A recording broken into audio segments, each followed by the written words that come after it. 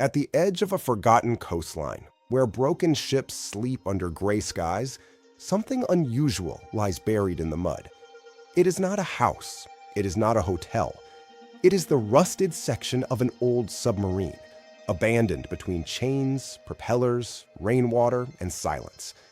For years, the sea has been eating it slowly. Salt has scarred the metal. Barnacles have covered the windows. Mud has filled the floor. The once powerful machine now looks like nothing more than a dead cylinder of steel. But from one cracked porthole, there is still a shape worth saving. A curve, a window, a memory of the deep sea. And inside this wreck, there is a hidden possibility. What if this forgotten submarine could return to the water, not as a machine of war, not as scrap metal, but as a quiet room beneath the sea, a place where someone could sleep beside the ocean itself? The rescue begins before sunrise. A crane moves through the mist. Heavy chains are wrapped around the submarine body.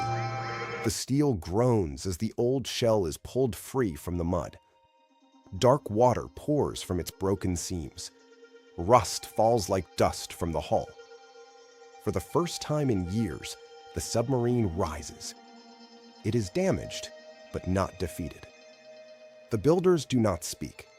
Their black gloves move carefully across the surface, checking every crack, every weak joint, every damaged window.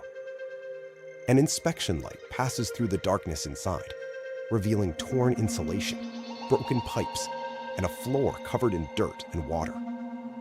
This is not yet a room. It is a question. Can something this broken become beautiful again? On a steel table, the plan is opened. The old submarine shape will stay. The circular windows will stay. The curved walls will stay. But everything ruined by time will be removed. Inside, there will be a bed facing the sea, a small bathroom hidden behind brushed metal, warm lights inside the ribs, brass details around the windows, a sealed entrance, a quiet space built to survive underwater pressure. The work begins with the outside. Barnacles are scraped away from the hull. Old bolts are forced loose. Damaged plates are cut from the body. Sparks fly across the dark workshop as the first sections of dead metal fall away. Inside, the damage is worse than it looked. The insulation is soaked. The pipes are corroded. The air smells of rust, salt, and old water. Every layer removed reveals another problem beneath it. But slowly, the submarine begins to change. Pressure water tears away the mud. Sandblasting strips the rust from the steel. The dark orange corrosion disappears, and clean metal begins to appear underneath. For a moment, the empty shell no longer looks like a wreck. It looks like a room waiting to happen. Then, the first serious failure appears. Around one circular window, the steel is too weak. The frame has been eaten by corrosion. If this window fails underwater, the whole dream fails with it. The pressure test begins. The gauges rise. The workshop becomes still. Then, a thin stream of water cuts through the seam. The hull has failed. The work stops. The damaged section is marked in red. The weak metal is cut away. Temporary steel ribs are placed inside the body to hold the submarine's shape. New plates are shaped, pressed, aligned, and welded into position. Sparks light the workshop again. The window frame is rebuilt stronger than before. Sealant is pressed deep into the seams. Bolts are tightened. The surface is checked again and again. Then comes the second test. The pressure rises. The builders watch the gauge. This time, no water appears. The seal holds. The submarine has passed. Now, the wreck can become something else. The inside is cleaned down to bare metal.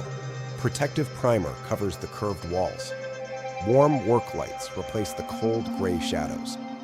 The empty cylinder begins to feel less like machinery and more like architecture. Curved panels slide into place. Wiring disappears behind hidden channels.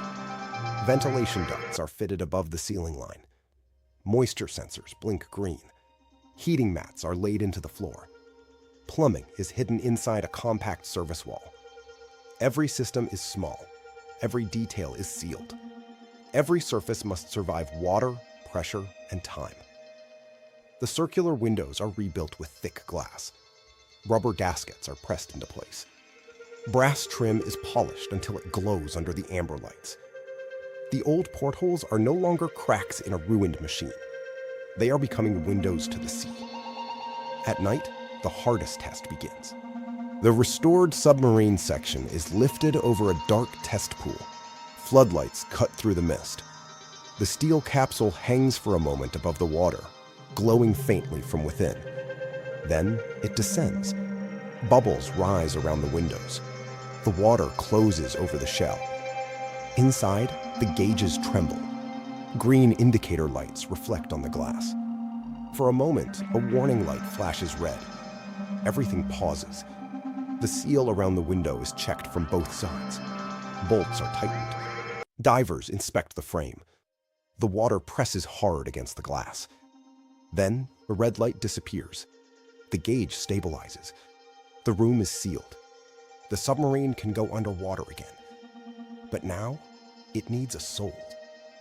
Deep blue panels are fitted along the curved walls. Bronze details lock into the ribs. A low platform bed is built beneath the largest round window. Soft linen replaces torn insulation. Warm neon lights trace the ceiling, turning the old steel tube into a glowing private capsule. A small bathroom is installed behind a brushed metal wall. A circular mirror lights up.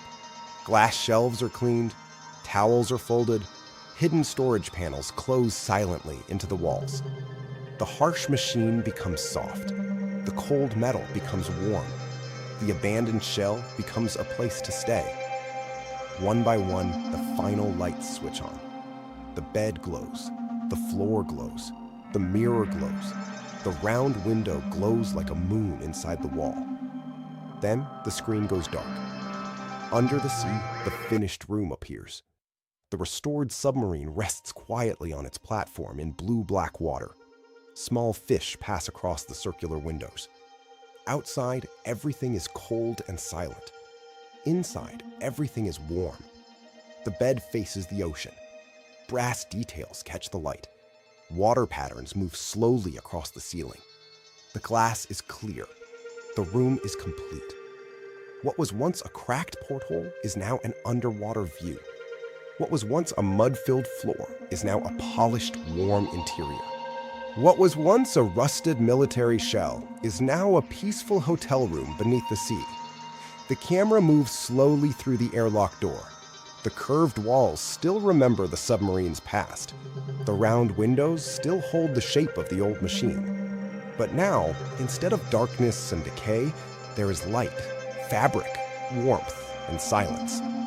A small kettle releases steam beside the window. Outside the glass, bubbles rise into the deep. The old submarine has not been erased. It has been transformed. Its history remains in the steel, in the curve of the walls, and in the windows facing the water. But its purpose has changed. Once, it was built to disappear beneath the sea. Now, it has returned there as a place of calm, a golden room in the darkness, a hidden refuge below the surface. As the camera pulls away, the submarine glows softly under the water, alone and beautiful. Far above, in the workshop, another forgotten object waits beneath a tarp. A fresh blueprint is placed beside it. One machine has been saved, and another story is about to begin.